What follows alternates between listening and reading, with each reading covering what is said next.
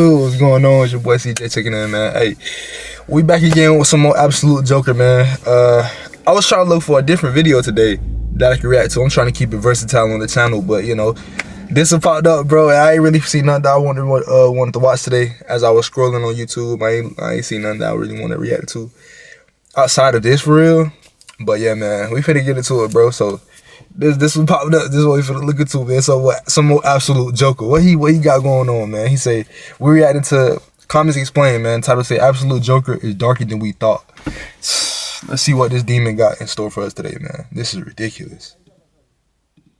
Absolute Joker is a lot darker than any of us originally thought. And I would go so far as to say that origin that we got before, we were actually tricked. That was not really the origin of Absolute Joker in DC Comics. I know it sounds crazy, but hear me out, because this comic is nuts. So this is Absolute Batman Arc M. This is the one-shot comic that just came out.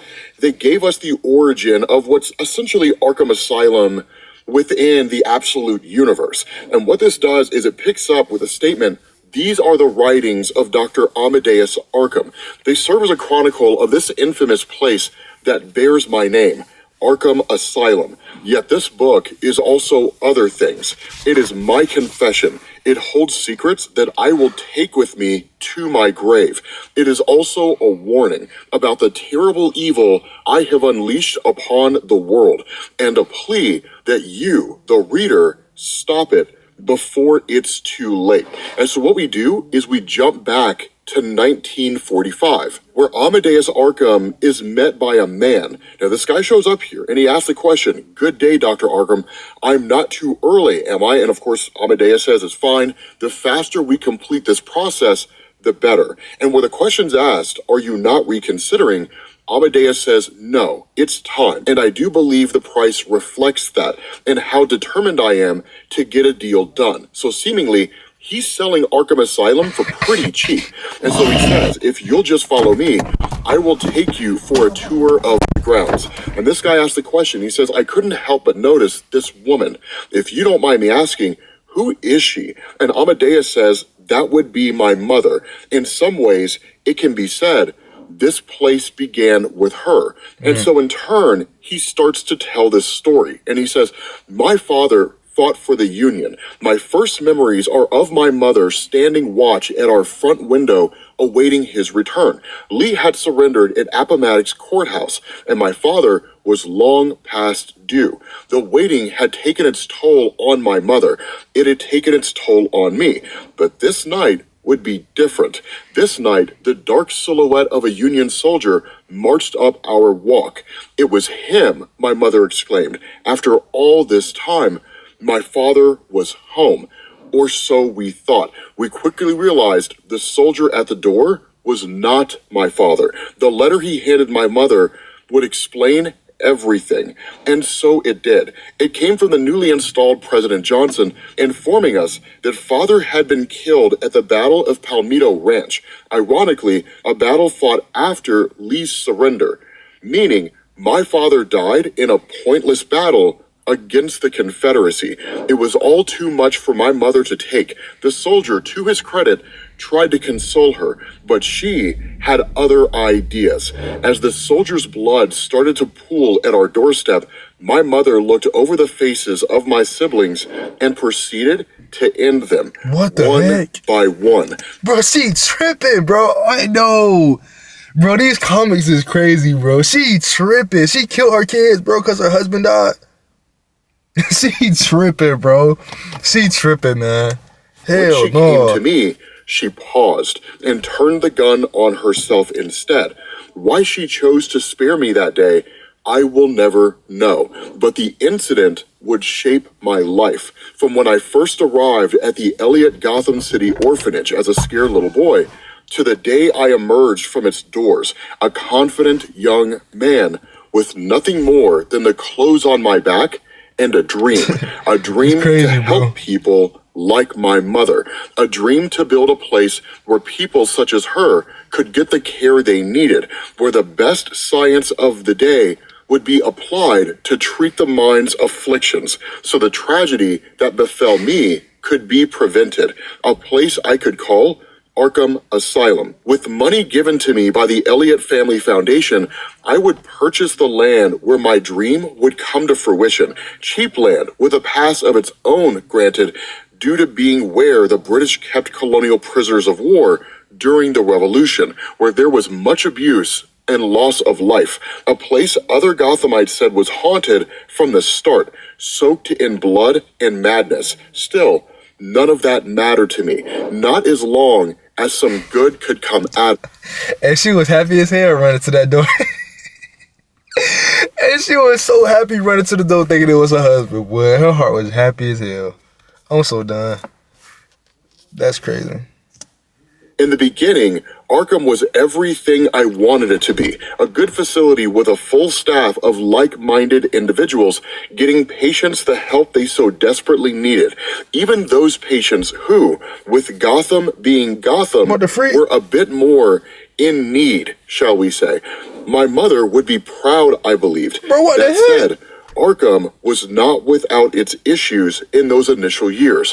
One issue in particular, a man so vile and heinous, I will not even utter his name.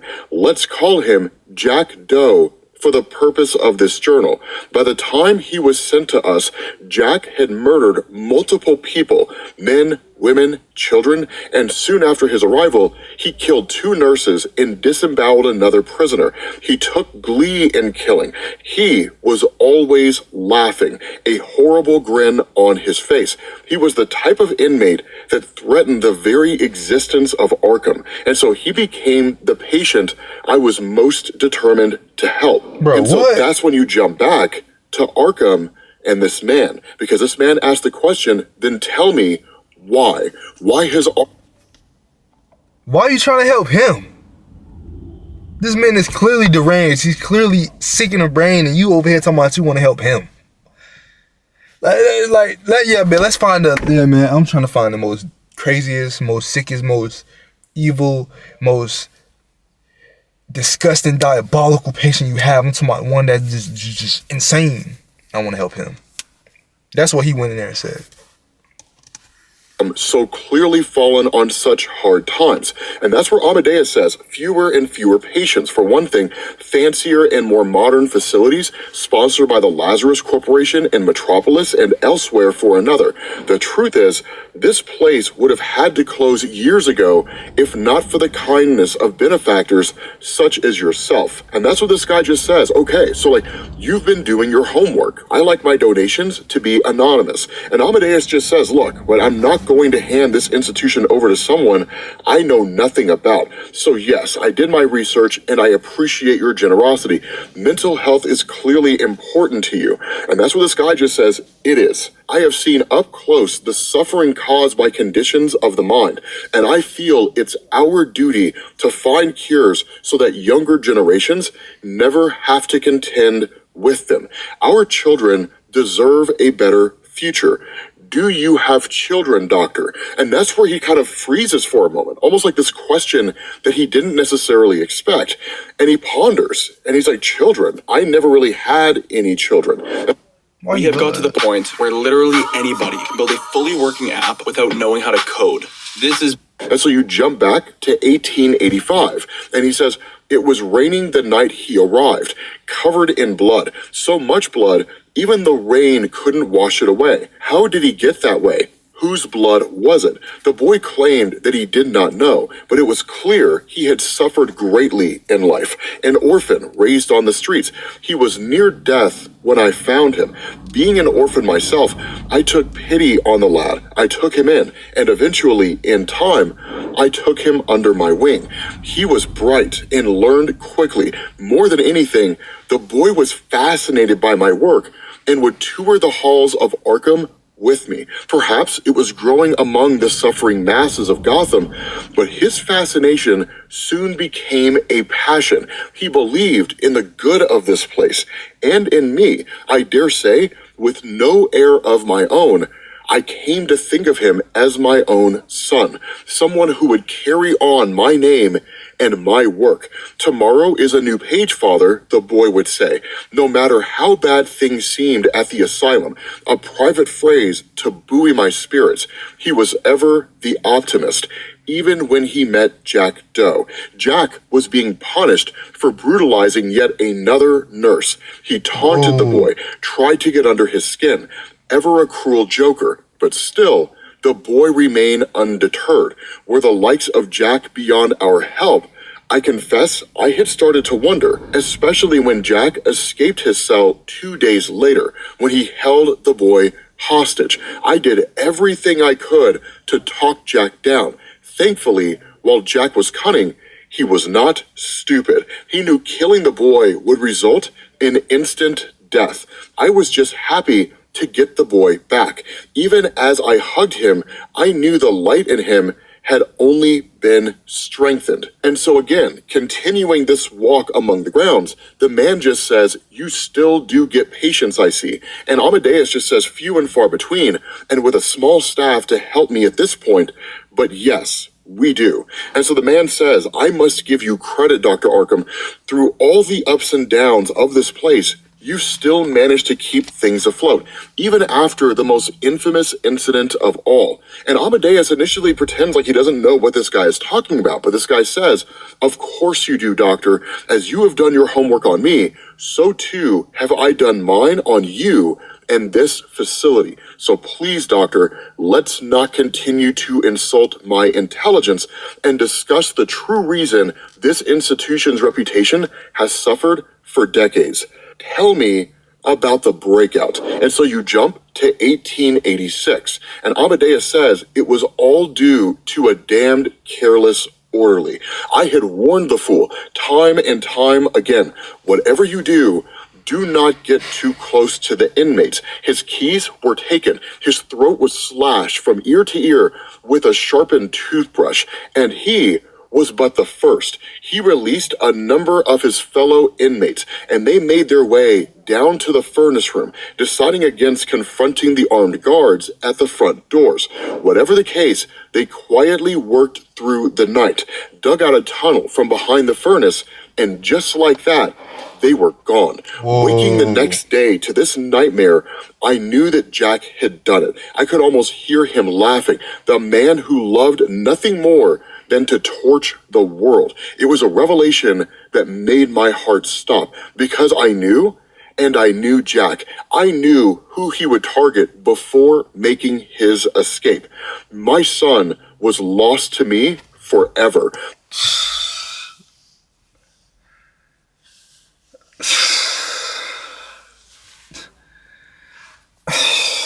Bro, do you understand how... Y'all don't understand how his heart, bro. Like, his heart is going. His heart pounding, brother, be running like, oh, my son, bro. Like, I know my son dead, bro. I know my son dead. I know. He probably like hoping like, bro, please don't go get my son. Please don't let it be my son. Please don't let it be my son, bro. Please. Just to get there and his son gone, bro. That's crazy, boy. Kind of sound like Jason Todd and Joker when getting a little boy a little bit. He probably gonna torture him, change him into what he is. Tomorrow is a new page. That phrase of his came back to me over and over, but his story was over. And he says, I never forgave myself for the breakout and for what happened as a result. To cope, I converted an old storeroom and created this, a record of my own shame. And he says the breakout was hidden from the papers to prevent panic. Sick people under Jack's tutelage twisted towards crime. There were robberies, murders. Eventually, all were brought back to this place. All except him. The man I refer to is Jack Doe, the man I have come to believe would become the world's most notorious serial killer, Jack the Ripper, a man who might be more than human, but evil itself, a smiling demon, a hellish jokester. He says the timeline fits, the MO all of it. And that's where the man just says, yes, doctor, I'm well aware of your works on the subject. Speaking of which, the furnace room, I would like to see it. And so as they make their way down there, Amadeus says, nearly 60 years ago now, and I haven't been down here since. If I'm being honest about it, I just couldn't face it. And so that's where the man asks, right? This wall, where it's re-bricked, this is where they escaped from, correct? And Amadeus says yes. And so then the man points in a different direction, and he says, then why is this wall re-bricked as well? And that's where Amadeus kind of looks around, right? In his old age, he's forgotten a lot. And so he's actually being honest here when he says, having not been down here in ages, as I've said, it's not something I would have noticed before. And so the man just kind of wonders and says, have you ever wondered what else you never noticed, doctor? And that is where the whole story shifts, because the man leans into Amadeus and he says, he leaned in and whispered something to me then, something that stopped me cold. But before I could respond, the man just says, you don't have to see me out, doctor. I love this place. And so Amadeus just says, that night I could not sleep. Was that Jack? I must have heard. Was that Jack? No, bro. Bro, I don't know. I'm blown. Wrong, my buyer, but part of me knew I had not, and so I woke and wrote these words, this desperate cry to anyone who might hear it. I shall put this journal in the post as soon as... Bro, don't tell me the little boy back there. No. Done. But before I do that, I will go down into the dark one more time to prove what I already know. I shall remove the bricks and find what I know to be there, the horrible truth. The truth might be my legacy, but this place will not be. And so I send this journal to you, Captain Flass of the Gotham City Police Department. I pray it reaches you in time to stop him, the man who laughs from the dark, which is clearly the buyer and is clearly holding the journal that was supposed to be sent to the police. And so that's when you switch over to Arc In Now, where we continue this journal entry of Amadeus, because he says, not Jack Doe, that is not the man, but him, the boy, the one I once called my son. The boy who once pretended to believe in this place, in healing the sick, but who never did. See, it was Jack Doe's body I found behind that wall, okay, not the boy's, because whoa,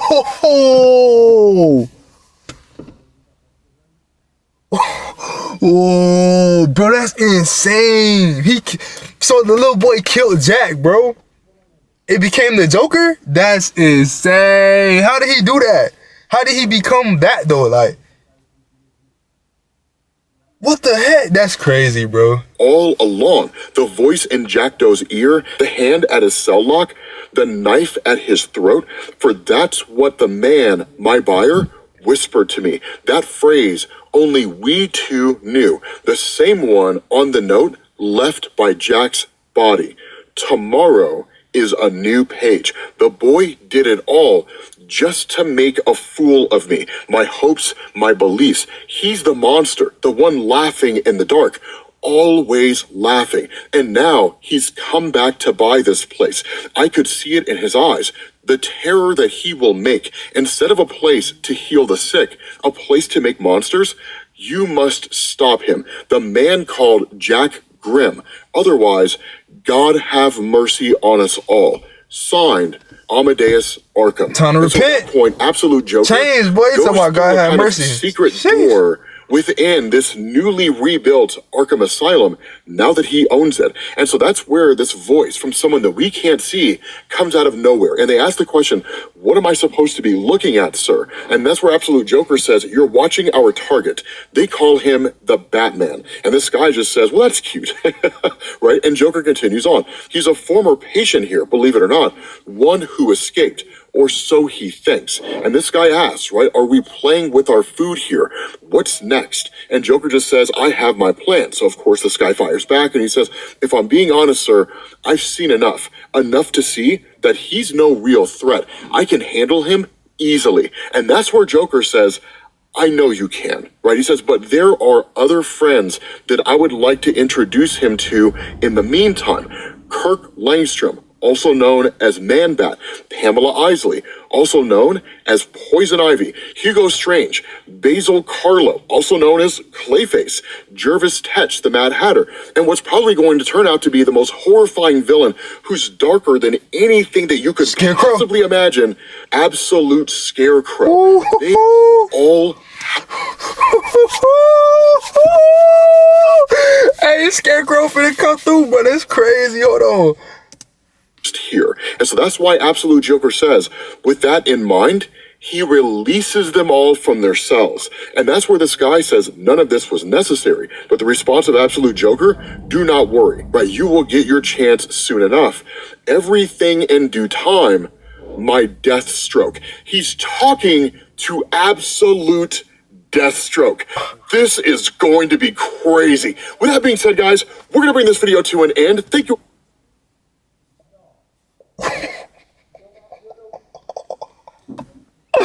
Bro, I completely forgot about Deathstroke, bro. This is insane. Hold on, let him finish out, man. Watching, and I will catch you all later. Peace. Bro, Absolute Deathstroke? And then you seen the bat coming out the door? That's, oh my gosh, bro. Bro, this one of the most hyped comics ever, bro. This shit finna get real, bro. It's finna get real, bro. It's finna get real. That's ridiculous. He talking to Deathstroke. I'm trying to figure out who he talking to. Bro, that man talking to Deathstroke. Batman, bro. Bro, I want to, like, I don't know, bro. Like, what? Deathstroke don't look like the normal Deathstroke. Of course he doesn't, but like, what y'all, bro? Let me know down in the comments, man. What y'all think Deathstroke gonna be capable of, man? What y'all think he gonna be doing, man? He don't like he no, we can't say that he don't have his arsenal because that's not because we didn't see him with it. You know, he wasn't dressed like that just there. But still though, man, like this comic getting real good, bro. This comic getting real good, bro. I look, you wanna react to another one. I'm trying to say I'm gonna try to find another video. But yeah, man, y'all like, comment, subscribe, bro. And y'all stay safe out there, man. Keep God first, bro. This comment is going crazy. It's going crazy. We finna get into some more, man. I see y'all boys in the next one, man. Peace.